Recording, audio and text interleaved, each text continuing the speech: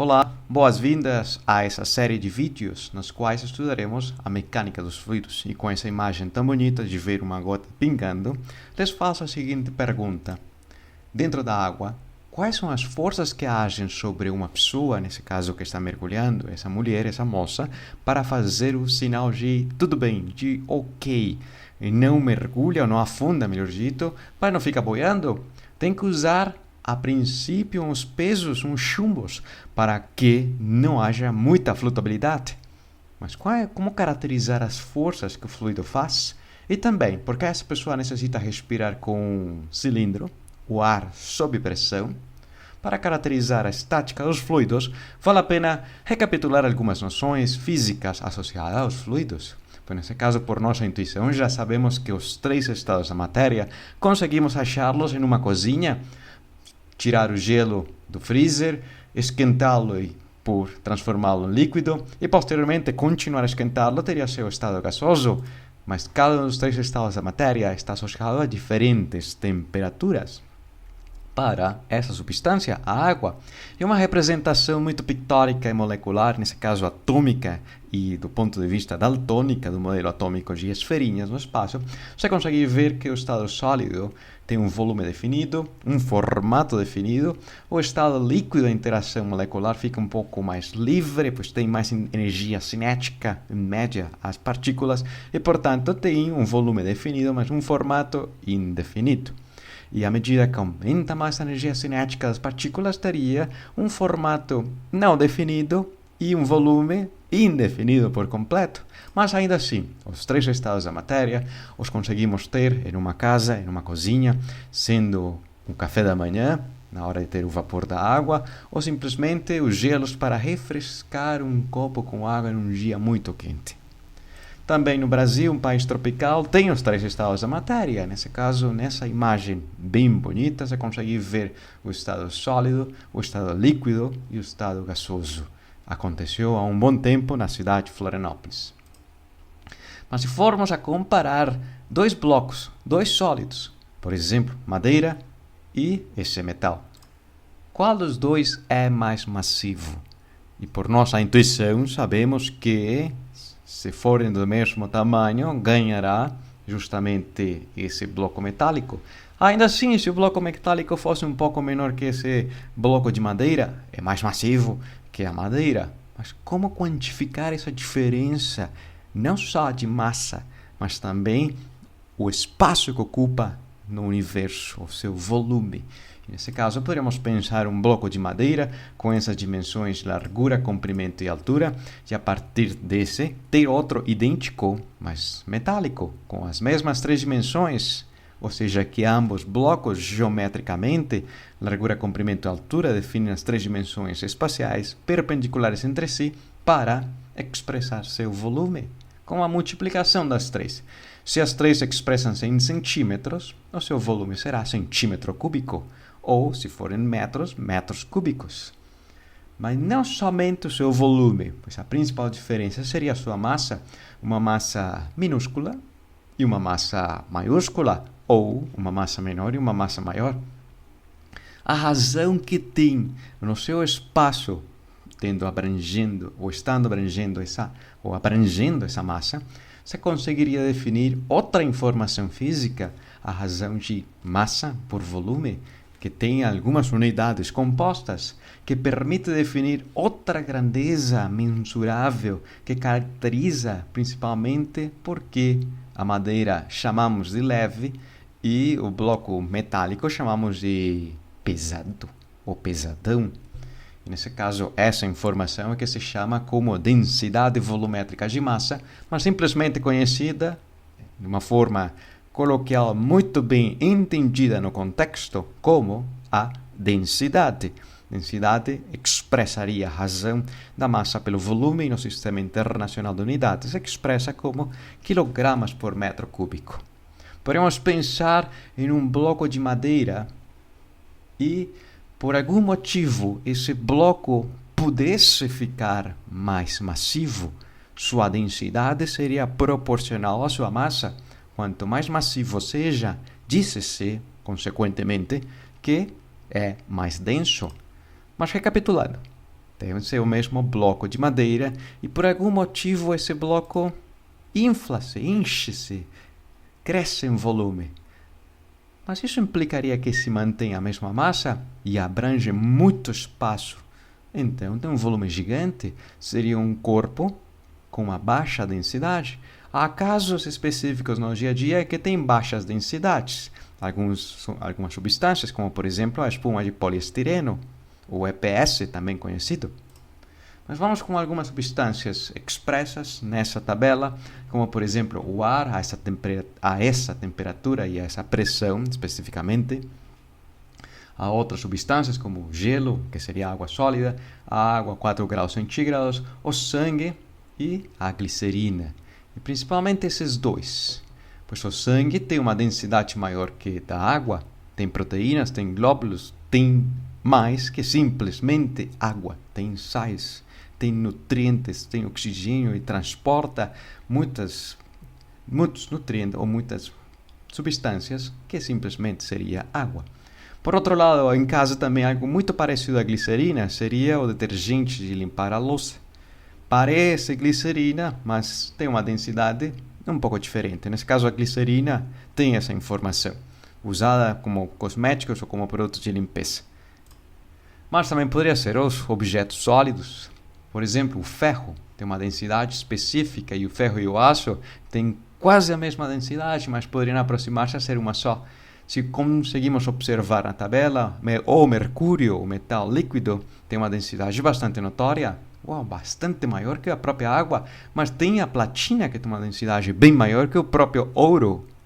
Bastante, ou seja, que 1 metro cúbico de platina equivale a 21,4 toneladas de massa. Bastante massivo, bastante concentrada sua massa em um volume notório de 1 metro cúbico, mas é muita massa.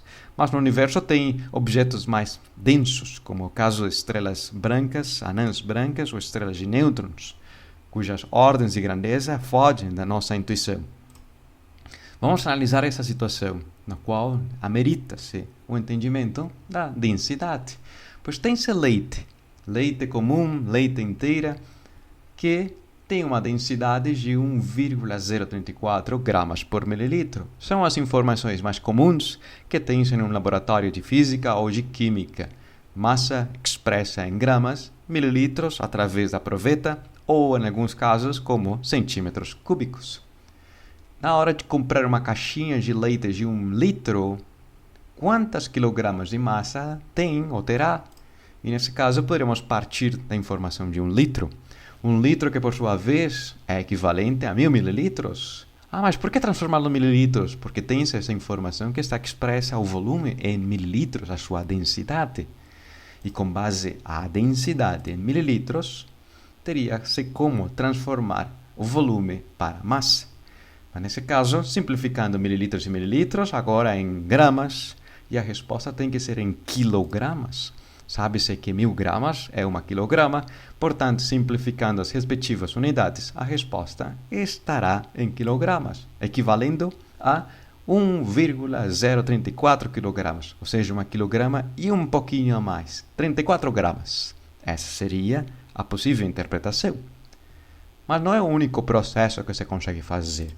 Há outro também, mediante a definição da densidade, pois se a densidade é a massa pelo volume, poderia passar-se multiplicando o volume e, portanto, quanto maior volume, mais massa. Essa é a interpretação física dessa expressão. Tem-se uma densidade já estabelecida para o leite, e nesse caso poderia ser o leite inteiro. O volume de 1000 mililitros, já diretamente sabe-se que 1 litro está composto por 1000 unidades minúsculas de litro, ou seja, 1000 mililitros.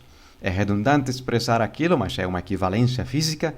Portanto, mililitros e mililitros simplificam-se e a resposta é em gramas, mas já sabe-se que o prefixo quilo expressa 1000 vezes maior que a própria grama. Não necessariamente deveria usar-se um fator de conversão, simplesmente transformando de maneira direta. As pessoas entendem aquilo, sempre e quando haja uma sequência lógica demonstrável, consegue-se mostrar ou convencer que esse é o resultado. Ambos equivalentes. Vamos ver em outro contexto, o exemplo número 2. Suponha-se que há uma mistura de glicerina com 1 kg de glicerina com 1 kg de etanol. Mediante um liquidificador, misturam-se homogeneamente. Qual será a densidade da mistura obtida? E para responder a essa pergunta, vale a pena mencionar que é 1 kg e 1 kg, ou seja, que ao final, se não há reduções de massa nesse processo, conservando a quantidade de massa, teria-se o dobro do inicial, e cada uma contribuiu com 1 kg. Ou seja, que o volume total obtido não se sabe, mas poderá expressar-se em função dos volumes particulares da glicerina e do etanol. Nesse caso, tendo presente que a densidade é a razão de massa pelo volume, portanto, poderá expressar-se o volume da glicerina mediante a sua massa e a sua respectiva densidade, e o volume do etanol mediante a sua massa de 1 kg e sua respectiva densidade. Deixando em evidência a massa, pois ambos termos têm a mesma contribuição massiva, ambas substâncias contribuem com 1 kg de massa, poderá fazer-se a soma desses dois fracionários, obtendo o denominador como uma multiplicação e o numerador como sendo uma contribuição das duas, uma soma. Mas como poderia interpretar essa informação? Pois o volume, massa e esse termo, o que significa ou como interpretá-lo? Para isso haverá que ter em comparativa que a mistura homogênea abrange um volume e esse volume expressa-se mediante a sua massa total, dividido por sua densidade total. Mas não se sabe quanto vale a sua densidade. A mesma expressão foi usada anteriormente. Mas nesse caso, comparando-as, esse termo, volume total, é equivalente a esse de cá. Mas na hora de fazer a equiparação entre ambos termos, observa-se que massa está presente, mas isso implica que a massa consiga se simplificar da equivalência na hora de equipará-las, porque o mais importante é expressar que as duas contribuíram com a mesma quantidade de massa. Portanto, simplificam-se dessa última equivalência. Poderiam ser ambas com 5 kg, então ambas contribuem e ao final tem-se o dobro de massa. Por isso que resulta esse fator 2. Independente da quantidade de massa, ambas contribuíram com metade e metade, tendo justamente esse fator 2. Simplesmente invertendo o fracionário, teria-se o que é denominador, passaria ao numerador, o 2 passará dividindo e vai para o numerador, e essa informação mais ou menos expressaria o que conhece-se na literatura, na química e na física como a densidade específica. Específica depende da contribuição particular, mas tem nesse caso específico o parâmetro de controle é a quantidade de massa, quilogramas e quilogramas, ambas com 1 kg. Se formos a substituir os valores das densidades respectivas e somar as respectivas densidades, tem-se, portanto, que ficaria unidades de densidade ao quadrado no numerador, simplificando com um conjunto de unidades de densidade no denominador. A resposta é um valor intermédio. Observem que a densidade total não poderá ser menor que o próprio etanol, menos poderá ser maior que a própria glicerina. Depende do valor intermédio entre as duas contribuições. E eis aí a interpretação dessa expressão. Parece ser uma densidade específica a esse caso particular, porque a contribuição está associada com o controle da sua massa, 1 kg e 1 kg. E se o parâmetro de controle não fosse a massa, fosse o volume, pois seria outra informação da densidade. Aí entraríamos em outro exemplo particular, como é justamente essa situação, onde é uma mistura de mel, cujo volume é de 125 ml, que misturou-se homogeneamente no liquidificador com etanol, 375 ml. Qual será a densidade da mistura, sabendo cada uma das densidades particulares? E para responder essa pergunta, vale a pena recapitular que a massa conserva-se se não há diminuição dessa informação, de fato não acontece. Não há reações químicas nesse processo, volátil, ou explosões, ou simplesmente reações exotérmicas. Não, a massa permanece constante. Total é equivalente às contribuições particulares. Mas seu volume? Como é que expressar a massa total? E o volume particular já conhece-se, mas o volume total deverá ser a soma dos volumes particulares. Mas tendo presente que a massa total expressa-se em relação a essa densidade total, que é a grande incógnita, também as massas particulares poderão expressar-se em função do volume e da densidade particular de cada uma das substâncias, o mel e o etanol. Ou seja, que isolando a densidade total, poderá observar-se que essa densidade, nesse caso específico, cujo parâmetro de controle na mistura é o volume de cada uma das substâncias, nos permite obter que justamente a densidade é uma média ponderada, cujo fator de ponderação são os volumes particulares de cada uma das substâncias. Ou seja, que substituindo os valores, o volume total é de meio litro, 500 ml, onde o mel contribuiu com uma fração, mas o etanol, com menos densidade, contribuiu com o triplo dessa fração do litro, o meio litro, 500 ml. Na hora de fazer as operações respectivas, multiplicativas e a soma, pelo menos vale a pena esclarecer que mililitros e mililitros simplificam-se e, portanto, seria gramas e gramas sobre mililitros.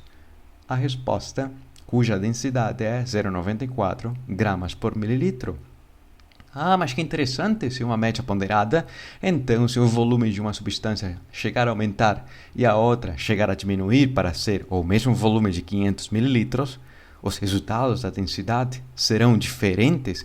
E sim, serão, mas depende das concentrações. Por exemplo, poderia ser 10% dos 500 mililitros, 50 mililitros de mel e o restante de etanol. A densidade é mais próxima do etanol, próxima de 0,81 gramas por mililitro, mas poderia ser 50-50. Ah, então não é uma média ponderada, nesse caso uma média aritmética, sim, porque cada uma das substâncias contribuem com o mesmo peso. O peso chamado a média ponderada, nesse caso como sendo o volume. Cada uma contribui com meio do volume, 250 mililitros e 250 mililitros. O seu valor é justamente a média aritmética, a densidade entre as duas. E se for maior, 90% de mel e 10% de etanol, seria uma substância maioritariamente de mel e, portanto, sua densidade de 3,1,30 gramas por mililitro, bem mais próxima do mel, mas não chega a ser igual, bem próximo. Se me faço entender com essa informação, nos veremos em um outro vídeo.